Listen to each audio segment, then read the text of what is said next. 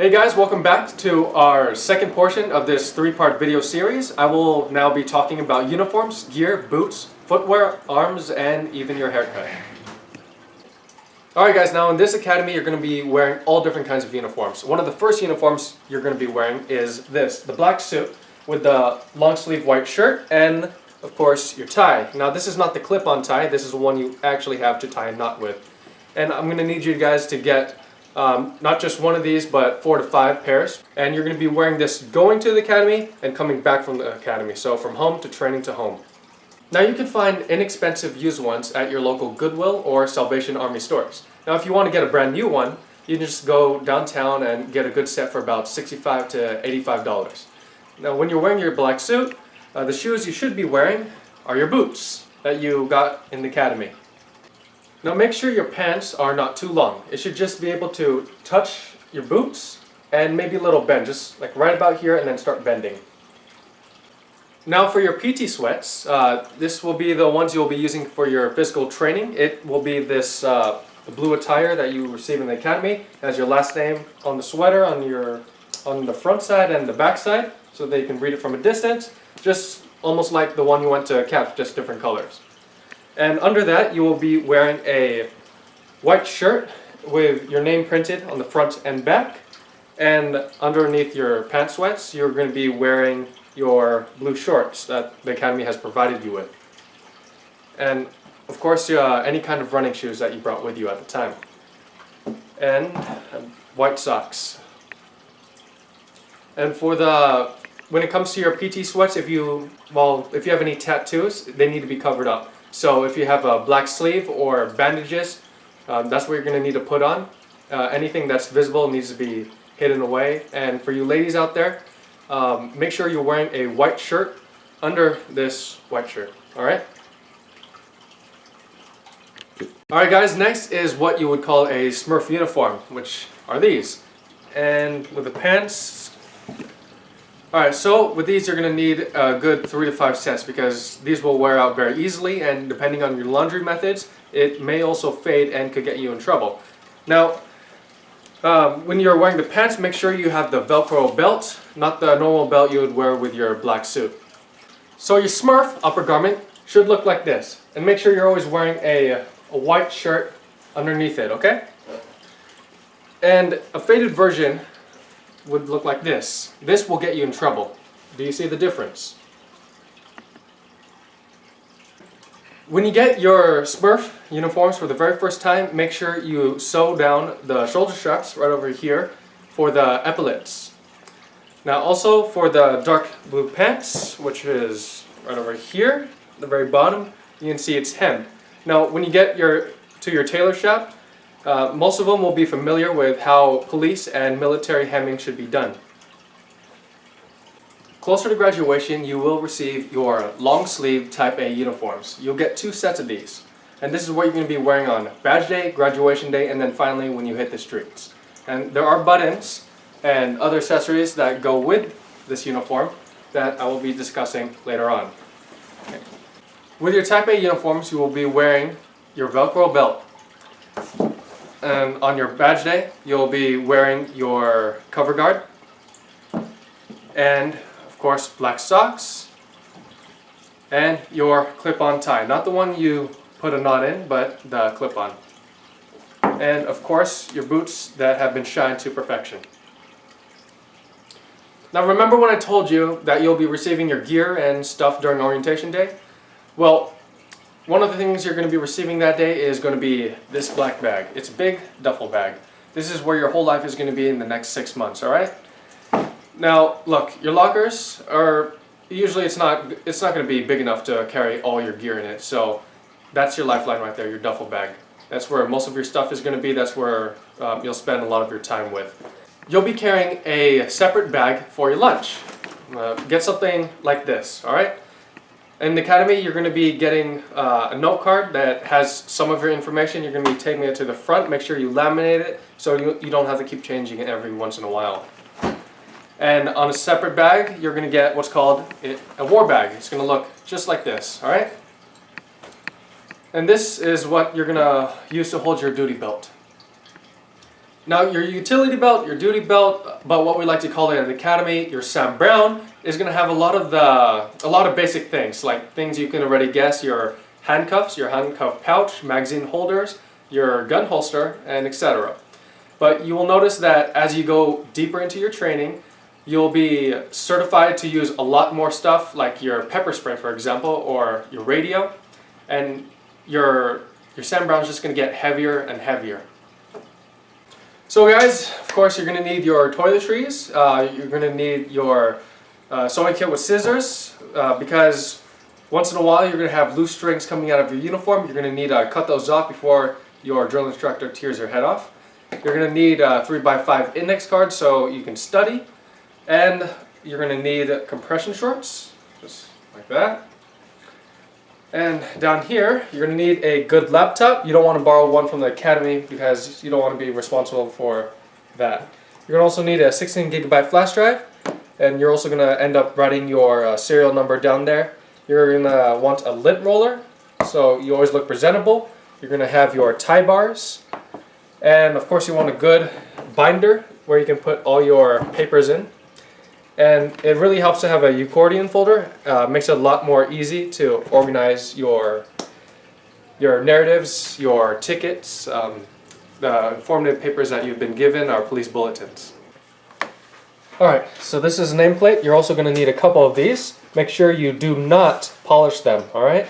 Now when you get your nameplates, it usually comes with butterfly clutches. This is what it looks like when it's on your nameplate, alright? This is what's going to attach it to your uniform. This is what it looks like when you take it off. Now these they're fine, they're alright in the academy, but when you get on the field, they're going to fall off a lot because you're moving a lot, and sometimes you get an use of force, it'll just knock your nameplate off. So what you want to do is try to find these. These are a lot better and will prevent a lot of unnecessary stress, a lot of headaches. These never really fall off. They're really good, they're tight. They look like this. They're called mutter locking pin keepers, and you can find them at Gals or go to Elysian Park and find the Laprac store there. They'll sell you a bunch of these. So you're also going to need a water bottle just like this, but don't do anything yet, don't buy it yet, just hold off, because it's very important that your class is in uniform with their water bottles. So in the meantime, bring any kind of water bottle. It has to be clear. They always want to know that it's just water inside. You just want to hold off till the class figures out what the DI approves. Now for your Type A uniform, you will need 4 LAPD buttons like these.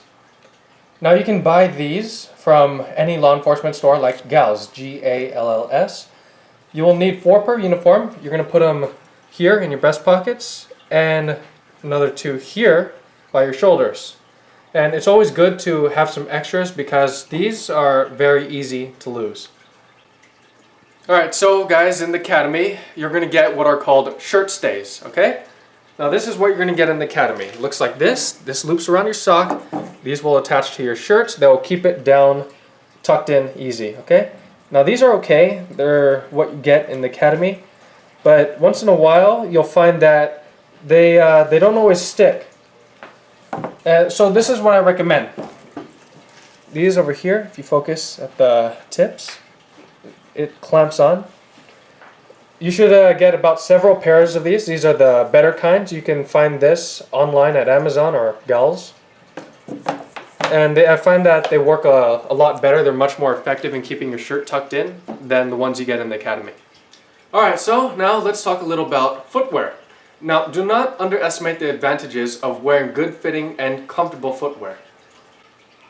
When you pick up your gear from orientation day, you'll most probably receive a pair of black Bates DuraShock boots in a box just like this. And it's not a bad idea, in fact it's a good idea, if you get more than 1 pair of these and you use them equally, so none of them is really fresh out of the box and you have already broken them in. Now I can't emphasize enough on the importance of having mirror shine boots. Let me show you the difference. Here is a regularly shined boot. This is the kind you'll be seeing the DI on about. This is what gets you in trouble. And this is what a polished, spit-shined whip look looks like. Do you see the difference? So I hate to say this, but one of the things you'll pick up on orientation day is a shoe shining kit.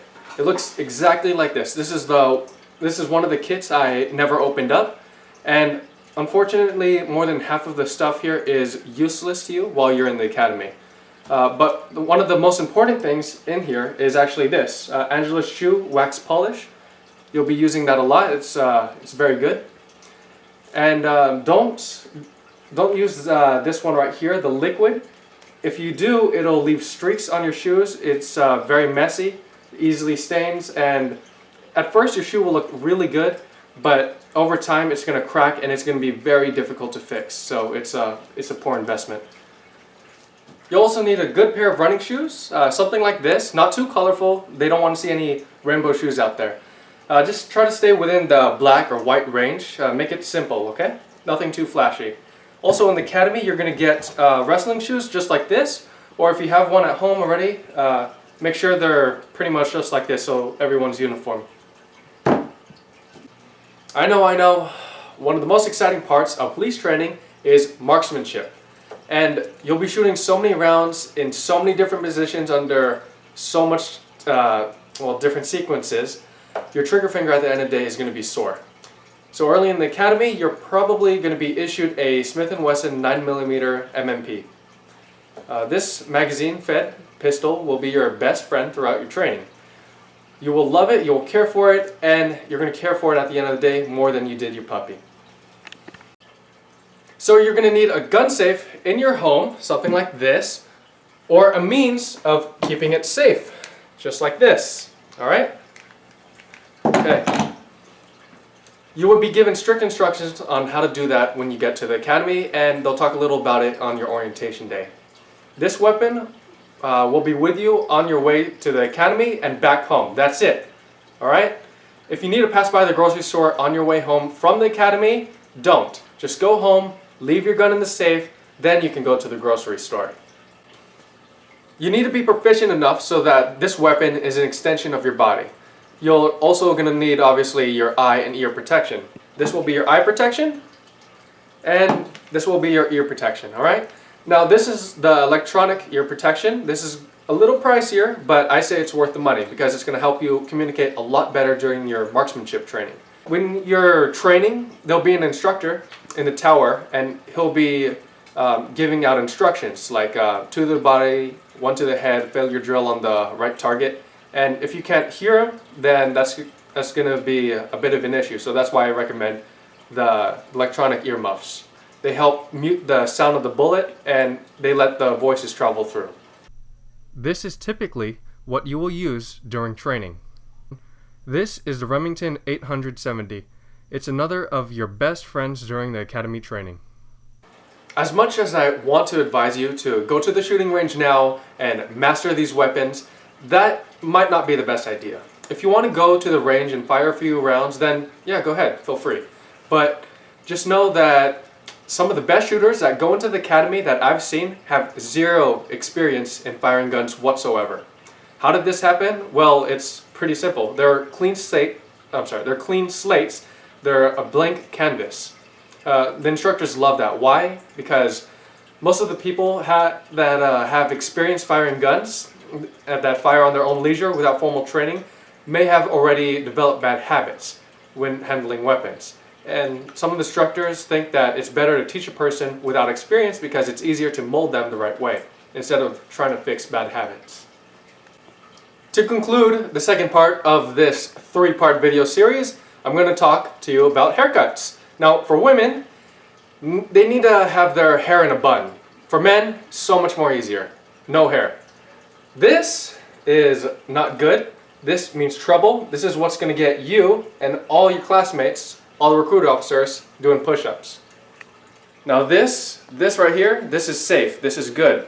Besides, you guys, you'll be saving a lot more money on shampoo. Now, in the first few weeks of your training, this is what you're going to look like. You're going to have your lunchbox, your war bag, and your gun bag. Also, you're going to have your uniform, just like this, and you want to keep one hand free at all times. That's just how the academy does it. And I have my duffel bag on my back, just like a backpack. So this is what you're going to look like. Notice how I have my tie. There's no tie bar on it. And I'm using not the clip-on, but the one you have to tie a knot with. Okay, and don't wear a watch unless you're in a leadership position like a squad leader or the president. Hey guys, thank you for watching again. And I just want to say part 3 is coming out soon, so when it does, be sure to click on it.